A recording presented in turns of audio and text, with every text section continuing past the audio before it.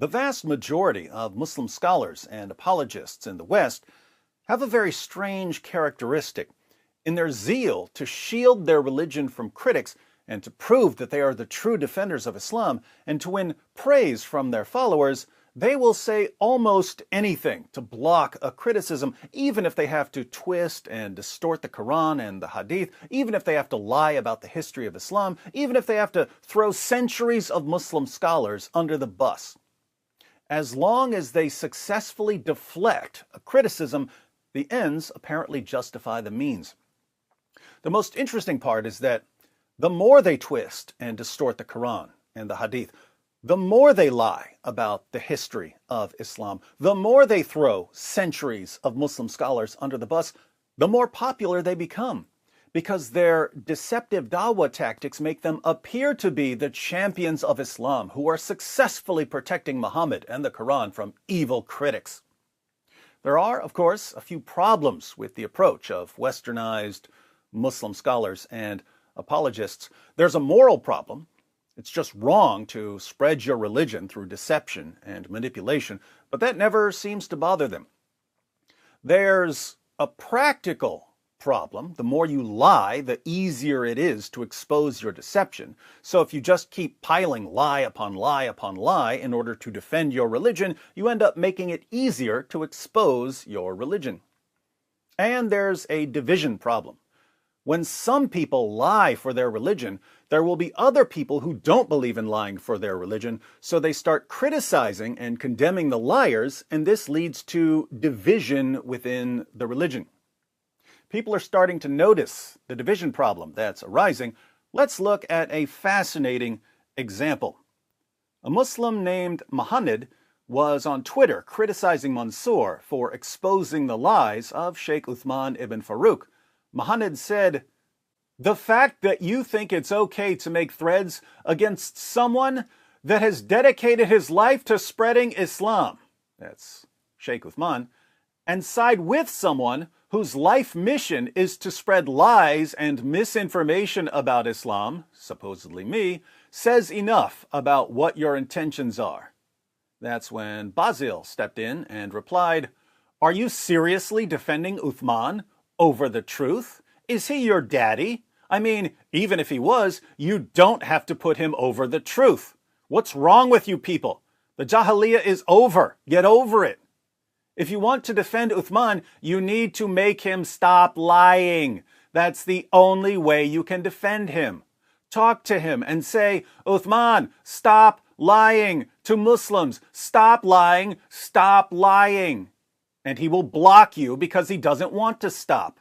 That's why threads must be made to protect Muslims from his lies that they can't see because they trust him blindly." Muhammad responded, "Protect Muslims? Yeah, that's obviously what you're trying to do. You have zero credibility when you side with someone who insults God, my prophet, and my religion." So Muhammad thinks that Mansour and Basil are siding with me when they correct Sheikh Uthman. Basil replies, "In fact, he is siding with scholars of Islam. You can't understand. You are in the Jahiliyyah following random guys on the street. Uthman threw the scholars under the bus, and you're like, yeah, Uthman, keep going. We need to defeat David. Throw all those filthy scholars under the bus. Go, go, Islam is peace. Beat them all, these hateful scholars."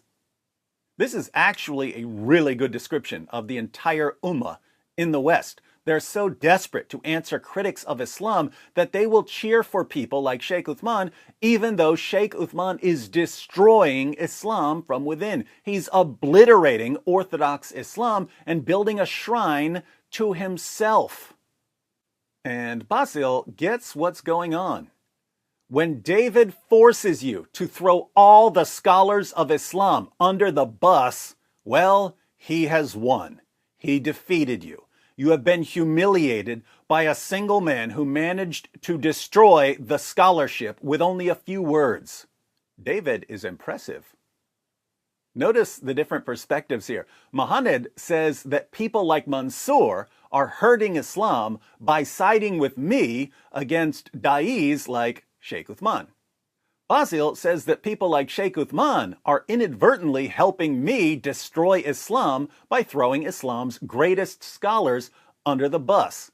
In other words, both sides are accusing the other side of being on my side. Mansour agrees with Basil. He says, this sums it up.